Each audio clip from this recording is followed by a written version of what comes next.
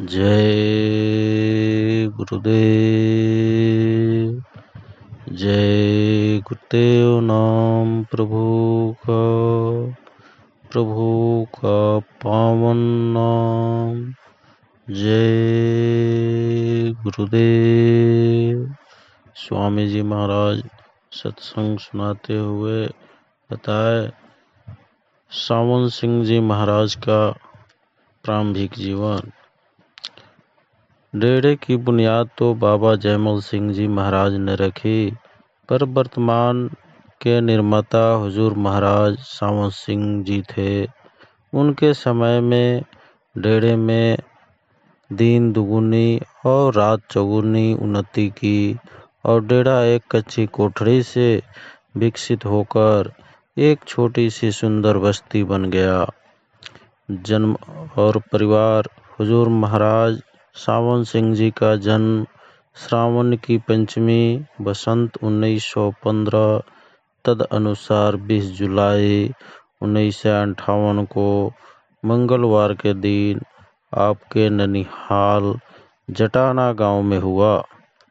आप लुधियाना जिले में महिमा सिंह वाला गांव के एक प्रतिष्ठित ग्रेवाल परिवार के सदस्य थे।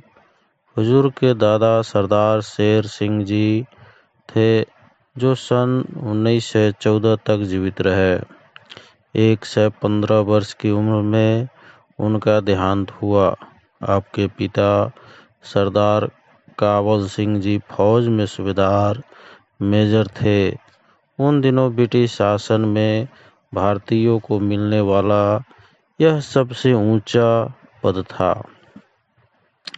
हुजूर की माता की शुभ नाम जीवनी जी था। आपका परिवार पूरे इलाके में तीनों गुणों के लिए प्रसिद्ध था: शरीर की सुंदरता, ऊंच तथा नेक चरित्र और साधु महात्माओं की सेवा का शौक। साधु महात्मा आपके यहाँ बराबर आते जाते रहते थे। उन्हें भोजन, वस्त्र एवं रास्ते के लिए खर्च तथा तो मिलता ही, परंतु और जिस वस्तु की जरूरत होती मिल जाती थी। हुजूर के जन्म के 3 साल पहले ही एक महात्मा ने भविष्यवाणी की थी कि इस घर में एक अपूर्ण तेजस्वी बालक का जन्म होगा, जो परमात्मा का भक्त होगा और जिसका यश सारे संसार में फैलेगा। हुजूर के जन्म के 2 दिन बाद हुजूर के दादा शेर सिंह जी ने पास वाले गांव गुजरवाल में गुरुद्वारों के ग्रंथ को पोता होने का शुभ समाचार सुनाया, तो उसने श्री गुरु ग्रंथ साहिब का प्रकाश करके वाक लिया और फिर बताया कि श्री गुरु ग्रंथ साहिब तो बालक का नाम सावन सिंह रखते हैं। बाबा शेर सिंह जी ने प्रसन्न होकर कहा कि उनके चित्त में भी पिछले 2 दिन से यही नाम बार बार आ रहा था। पिछले साल वर्षा ऋतु में बारिश बिल्कुल नहीं हुई थी। गर्मी से खेत जल गए थे। इस साल भी अभी तक बरसात नहीं हुई थी। खेती तथा पेड़ पौधे सूख रहे थे और भयानक अकाल का अंदेशा था। 1 महीने से किसान आकाश की ओर आंखें लगाए ताक रहे थे, परंतु हुजूर के जन्म के दिन सुबह से शाम तक वर्षा होती रही। उसके बाद तो पूरे महीने ही अच्छी बारिश होती रही। कुएं और तालाब पानी से भर गए। सूखे खेत लहलाने लगे। सबकी जबान पर यही शब्द थे कि यह बालक बड़ा भगवान है। इसने आते ही सब कुछ हरा भरा कर दिया, वरना काल के लक्षण दिखाई देने लगे थे। हुजूर महाराज जी की माता जीवनी जी फरमाती थी कि एक विचित्र बात तो हुजूर के बचपन से ही देखने में आती थी।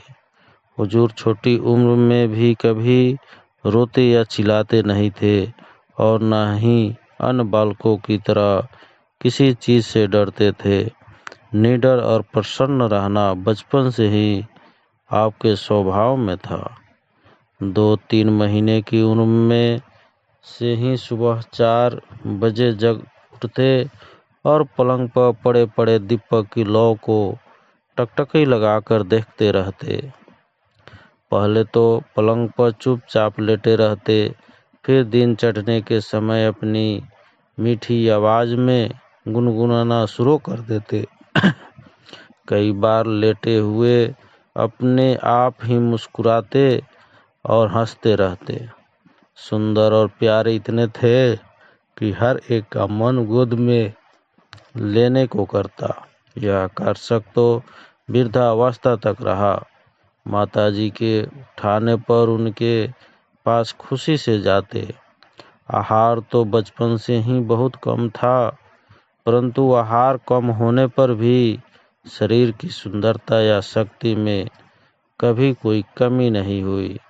जब माताजी सुबह सुखमनी साहिब और जपूजी साहिब का पाठ करती तो आप ध्यान पूर्वक चुपचाप लेटे लेटे सुनते रहते और कभी कभी बीच में आपका मुखड़ा मधुर मुस्कान से खिल उठता।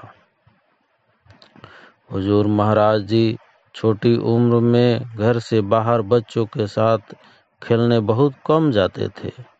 ज़्यादा समय अपने घर के आंगन और घर के सामने ही खेलते रहते। वहीं और लड़के भी आ जाते। पढ़ाई के दिनों में भी अक्सर अकेले ही पढ़ा करते थे। पुस्तकों को बहुत संवार कर साफ सुथरा रखते। आपको सफाई की शुरू से ही आदत थी। कभी आपके हाथों पर या कॉपी किताब अथवा कपड़ों पर स्याही का निशान नहीं देखा गया। माता जीवनी जी नित्य नेम से जपूजी साहिब का पाठ करती थी। पाठ किए बिना वह अंजल ग्रहण नहीं करती थी। जब हुजूर 9 वर्ष के थे तो एक बार माताजी बीमार हो गई। बुखार में भी 2-3 दिन तो किसी तरह उन्होंने नहा धोकर पाठ करने का नियम पूरा किया, किंतु चौथे दिन तबीयत इतनी बिगड़ी कि वह चरपाई से उठ ही नहीं सकी। चरपाई पर लेटे लेटे वाहेगुरु से क्षमा मांग रही थी। तभी महाराज जी उनके पास आकर पूछा, माँ आज जपूजी का पाठ नहीं करोगी? माताजी को बहुत बीमार देखकर बोले, माताजी आज मैं पाठ कर दूं? और पाठ शुरू कर दिए। माताजी हैरान रह गई। जब बालक ने 38 पौड़ी छंद तथा एक श्लोक में लिखी रचना का पाठ शुद्ध रीति से करते हुए सुना दिया, माताजी के आनंद से आंसू बहने लगे। माताजी ने बालक को गले से लगा लिया और प्यार से उसका मस्तक चूमा। दिन चढ़ते ही सारे गांव में यह बात फैल गई कि छोटे सरदार जी ने इतनी छोटी उम्र में जपूजी साहिब का पाठ सुना दिया है। स्त्री पुरुष के झुंड आने लगे। पास के गांवों नरगांव और गुजरवाल से भी कुछ नंबरदार आए तो माताजी ने उनसे कहा, भाई ऐसे ही किसी ने झूठ कह दिया है, बच्चे को कुछ नहीं आता, लेकिन लोगों को भला कौन रोक सकता था। तंग आकर दूसरे दिन माताजी बालक को लेकर अपने मायके गांव जटाना चली गई। सोचा एक तो रूप पूनम के चांद और दूसरे कुशर ग्राम बुद्धि और फिर बच्चे की मीठी मीठी बातें कहीं बच्चे को नजर न लग जाए। उनके पिता के पास आए हुए एक महात्मा बोले, पुत्री, इसके दर्शन से तो लगी हुई बुरी नजर का असर दूर हो जाता है, इसको भला किसकी नजर लग सकती है। माताजी ने कहा, ना महाराज, मेरे बच्चे को लुका छुपा ही रहने दो, कहीं आपकी यह बात फैल गई तो लोगों से पीछा छुड़ाना ही मुश्किल हो जाएगा। हुजूर के प्रारंभिक शिक्षा नरगांव के स्कूल में प्राप्त की। नरगांव की सीमा महिमा सिंह से मिलती है। हुजूर का स्कूल घर से 1 मील दूर था। आप सुबह जाते और तीसरे पहर वापस आते। उसके बाद हुजूर गुजरवाल गांव के मिडिल स्कूल में गए। गुजरवाल का स्कूल हुजूर के घर से 2-2.5 मील दूर था। हुजूर पैदल ही स्कूल जाते और आते थे।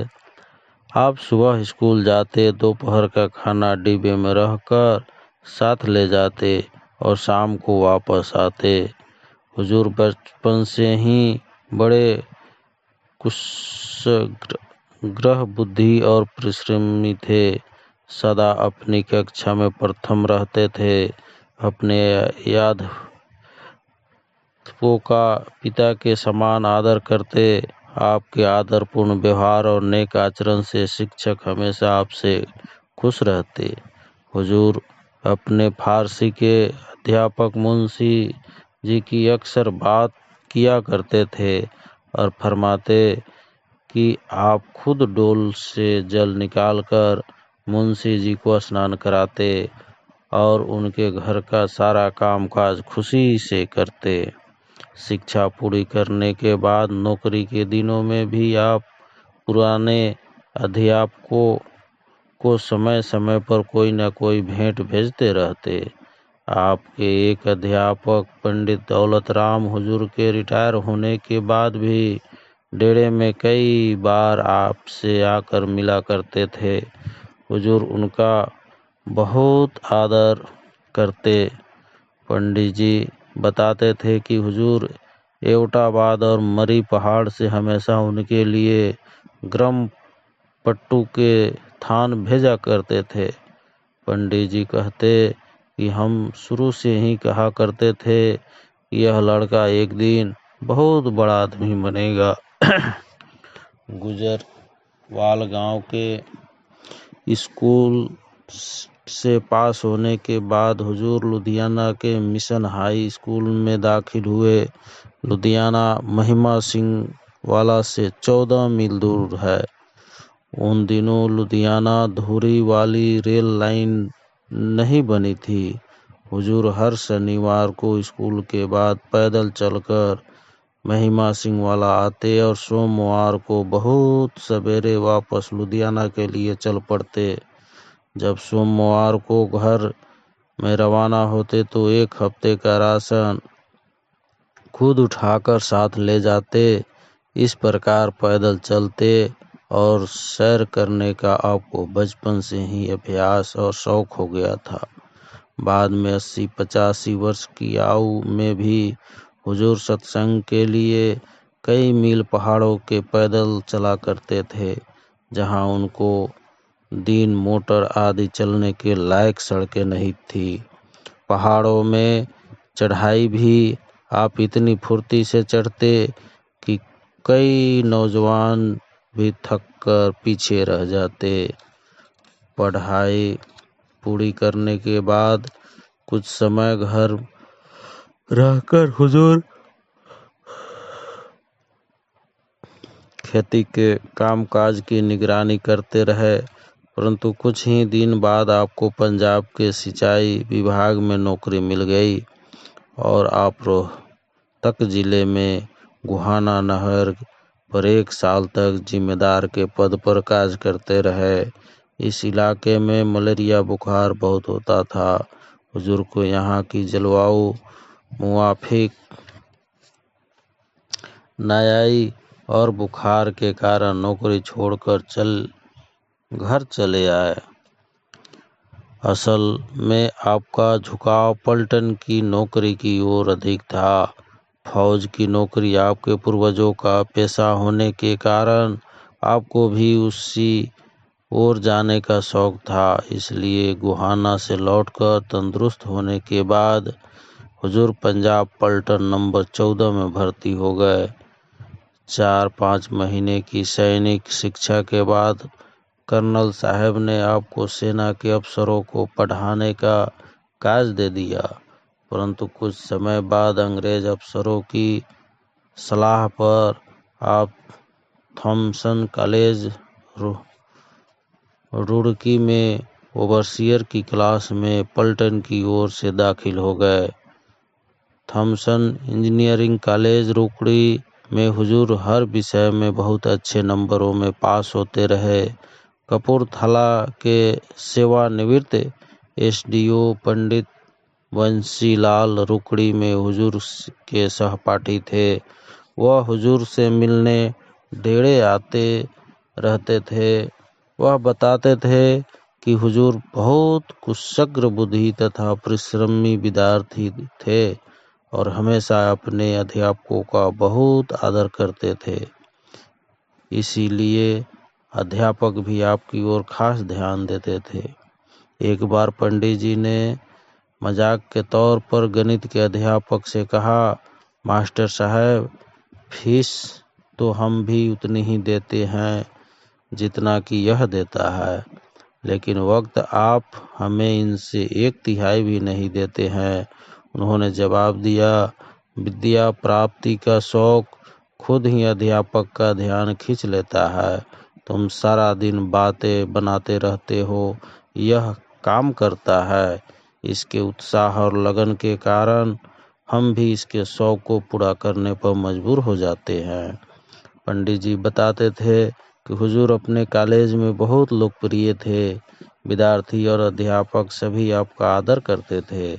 आपको सफाई बहुत पसंद थी। छात्रावास में आपका कमरा सफाई का एक आदर्श था।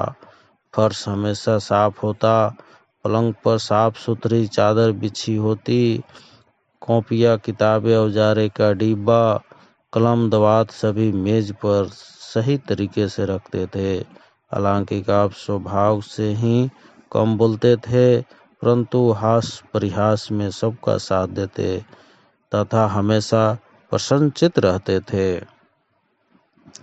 आप अक्सर पढ़ाई में लीन रहते और कमरे का दरवाजा अंदर से बंद रखते। आपके शांत और गंभीर स्वभाव का सहपाठियों पर बहुत रोब था। हुजूर उदार इतने थे कि जो भी वस्तु कोई सहपाठी मांगता आप फौरन दे देते। पंडित जी कहते, सच पूछो तो रुड़की कॉलेज की अपनी पढ़ाई के दिनों में मैंने कागज, कॉपी, पेंसिल, दावत, कलम वगैरह कोई चीज़ अपने पैसे से खरीदी ही नहीं। हुजूर इस पर हंसकर फरमाते, भाई पंडितों की भेंट पूजा भी तो कुछ करनी ही थी ना। जय गुरुदेव।